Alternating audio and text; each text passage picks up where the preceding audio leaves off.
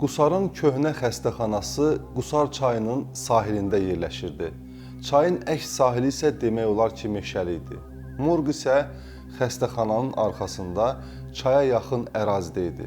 Az sonra gecə saatlarında bu morqdan, yəni meyitxanadan yarıçılpaq qaçan və özünü çaya atan bir şəxsdən və morqa keşik çəkən hüquq mühafizə orqanlarının əməkdaşlarının danışdığı dəhşətli hadisədən söz açacağıq. Əvvəl isə gərək həmin vaxt morqda olan yeganə meyidin kimliyini və bura düşmə səbəbini bilməliyik. Bura TV11, adım Sərdar Amindir, başlayaq. Bildiyimiz kimi şimal bölgəsində məşhur Samur Dəvəçi su kanalı var. Bu kanal əvvəllər Samur Dəvəçi, sonradan isə Samur Abşeron kanalı adlandırılıb. Bugün Bakı əhalisinin əsas içməli su mənbəyi olan Ceyranbatanın əsas qidalandırıcı su kanalı olması ilə yanaşı, Samur Abşeron kanalı şimal rayonlarının suvarma sisteminin də əsasını təşkil edir. Bir növ regionun əsas su mənbəyi olmaqla yanaşı, bəzi kabuslara, rəvayətlərə də səbəb olan kanaldır.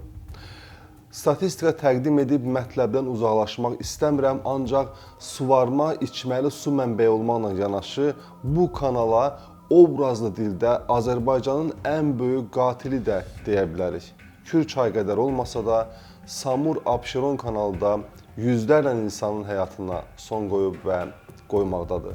Çünki lal axır, sürəti bilinmir, ilk baxışdan isti yay günlərində sərinlənmə istəyənlərin pənahına, ardınca isə həmən qatilinə çevrilir. Çünki su itkisi olmasın deyə kanalın kənarları və dibi betonla hörülüb. Bu da böyük bir su axınına üzdən lal, altdan isə təlatümlü bir axın verir. Xülasə, verilişimizin mərkəzində duracaq şəxs Qusarın Quxuroba kənd sakini Ağa Murad da Samur Dəvəçi qurbanlarından idi. O elə kənd ərazisində kanala düşərək boğulmuşdu. Lakin onun meyidini tapmaq çox vaxt aparmamışdı. Zamanında xəbər bilən insanların məlumatı ilə meyit sudan çıxarılmış, aidiyyatı üzrə təhvil alınmışdı. Təbii ki, bu kimi hallarda bir qayda olaraq meyit məhkəmə tibb ekspertizası tərəfindən müayinə edilməlidir. Bəlkə onu kimsə öldürüb və ardınca da izi itirmək məqsədi ilə kanala atıb, yaxud o sərxoş halda kanala düşüb, yaxud da ehtiyatsızlıqdan kimsə onun ölümünə səbəb olub. İstənilən halda bu kimi sualların qalmaması üçün qanunun da tələbi ilə meyit yarılmalı və onun ölüm səbəbləri tibbi, hüquqi müstəvidə analiz olunmalıdır. Elə bu məqsədlə də meyit rayon xəstəxanasının, yəni Qusar meyitxanasına qoyulmuşdu. Həmin vaxt Qusar prokurorluğunun müstəntiqi olan İkram Kərimov qeyd edir ki, belə vaxtlarda Qusar rayonunda məhkəmə tibb həkimi olmadığından bu həkimi, yəni peşəkar həkimi qonşu rayondan, Qubadan çağırırdılar. Yəni ekspert kənardan gəlirdi Qusara. Bu da bəzən vaxt aparırdı. Üzü axşam tərəfi olduqda, qeyri-iş gününə təsadüf elədikdə meyidin saxlanılması müəyyən çətinliklər yaradırdı. Xüsusən də yay ayları olanda meyidin morqda çox qalması arzu olunmaz nəticələr verirdi. Meyidin saxlanması həm də mühafizəsi demək idi. Onun mühafizəsinin təşkili üçün hüquq mühafizə orqanlarına müraciət olunurdu ki, gəlib gecə səhərə qədər orada keşik çəksinlər. Niyə? Onu da indi deyəcəyik. Morq xəstəxananın ərazisində xüsusi ayrılmış sahədə inşa edilmişdi. Xəstəxananın arxası bir daha qeyd edək ki, Qusar çayının hövzəsi idi. Çayın əks sahili isə meşə örtüylü dağlıq sahə idi. Ən böyük problemlərdən biri isə yerli cəmaatın meyidin yarılmasına razılıq verməməsi idi. Bu kimi hallar istintaq orqanı üçün çoxlu maneələr yaradırdı. Bir də görürdün, az qala bütün kənd gəlib meyitxananı mühasirəyə alır, meyidi geri istəyir, ona toxunmağa mane olurdular. Deyirdilər ki, bizim meyitimizi yarmayın. Belə çıxılmaz halların yaranması təbii ki, istintaqçıları narahat edirdi. Axı kənd cəmaatı bunu həmişə meyitə görə eləmir. Bəlkə bunu bəzən özlərinə görə də eləyə bilərlər.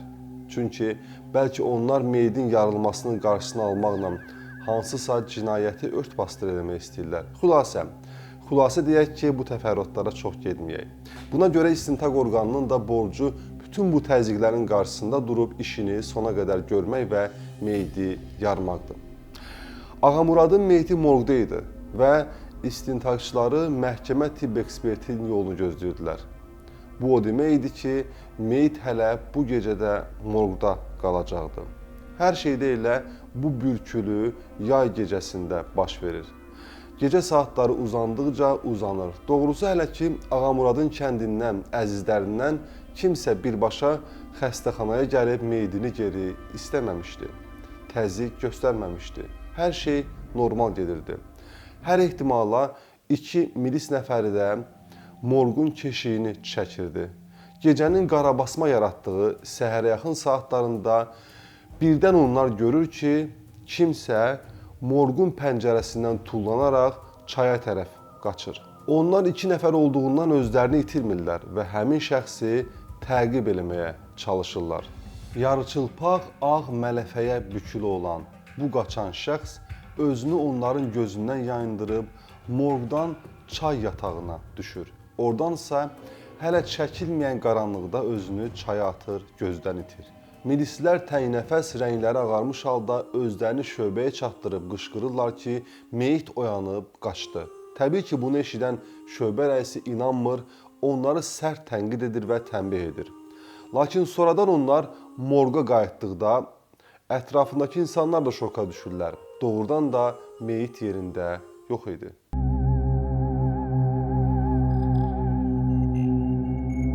Qısa müddətdə aidiyyatı şəxslərə məlumat verilir. Təbii ki, gecə saatlarında xidmətdə olan, artıq gördükləri mənzərədən şoka düşən, milislərin danışdıqlarına tam inanmayan aidiyyatı rəhbər şəxslər də birbaşa Quxuroba kəndi ilə əlaqə saxlayırlar və bütün sehir də bunda pozulur. Kənddə məlumat verilir ki, bəli, onlar sübh tezdən maşınla xəstəxanaya gəliblər, morqa girib meyitlərini götürüb aparıblar. Artıq dəfnə hazırlaşırlar. Öncə prokurorluqda və milis rəisində belə bir təəssürat yaranır ki, milis nəfərləri qorxularından ya da başqa səbəbdən meyidi ailəsinə təhvil veriblər. Ancaq milis nəfərləri and-aman edirlər ki, meyidin aparılması barədə onlara heç kim müraciət eləməyib. Onlar keşik çəkdiyi müddətdə meyitxanaya yaxınlaşan da olmayıb. Hadisəyə hərə bir cür şərh verməyə başlayır. Kənd sakinləri deyirlər ki, onlar əslində meyitlərini geri istəməyə gəliblər. Sadəcə morqun qarşısında kimsənin olmadığını gördükdə meyitlərini götürüb aparıblar. Doğrudan da kənd sakinləri bu yerdə haqlıydılar.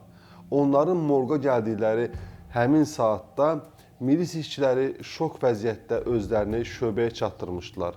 Onlar şöbədə tənqid, tənbih olunduqları zaman meyit sahibləri Ağamuradın meyidini aparmışdılar.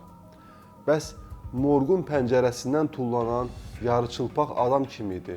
Yoxsa eyni anda 2 milis nəfəri də qarabasma görübmü? 2 adamın da eyni zamanda eyni kabusu görməsi mümkün idimi? Həm də nəzərə alaq ki, onlar milis nəfərləri idi və belə məqamlara, qarabasmalara hazır soyuqqanlı şəxslər idi. Xülasə, milis nəfərlərin gələcək işləri ilə, karyerası ilə bağlı qərar vermədən əvvəl meyitlə maraqlamaq lazım idi. Müstəntiq İkram Kərimov tibb eksperti ilə meyit sahiblərini sakitləşdirir, belə razılığa gəlirlər ki, meyit elə yerində müayinə edilsin. Yəni, yenidən morqa aparılmadan Quxuroba kəndində. Belə də olur, meyit müstəntiqin iştirakı ilə elə kənddə müayinə edilir və bəlli olur ki, Ağamurad bədbəxt hadisə nəticəsində ölüb. Onu kimsə qəsdən öldürməyib. Əsas məsələ isə budur ki, bu əhvalatdan qısa müddət sonra Məişət Xidməti Kombinatının direktoru İslam Mirzağayev milisə məlumat verir ki, kombinatın Dilavər adlı bərbər ustası itib. Bu fakt araşdırılarkən məlum olur ki, Dilavərin yaşayış yeri olmadığından o meyitxanada gecəliyirmiş, yəni morqda yatıb dururmuş. Həmin gecə də orada yatıb, sübh açılana yaxın içəri azca işıqlandıqda qarşısında meyit görüb. Yəni az qala meyidi qucaqlamış vəziyyətdə yatırmış. Yuxudan ayılan kimi meyit görən Dilavər qorxudan paltarlarını əlinə götürüb morqun pəncərəsindən tullanıb və var gücü ilə qaçaraq çayı da keçib oradan uzaqlaşıb. Bir müddət özünə gələ bilməyib, havalanacağını düşünüb və kəndlərinə qayıdıb. Orada qalıb Qusara qayıtmayıb. Beləliklə uzun illər kabuslu əhvalatlara səbəb olan bu hadisənin də əsl mahiyyəti beləcə üzə çıxıb. Salamat qalın.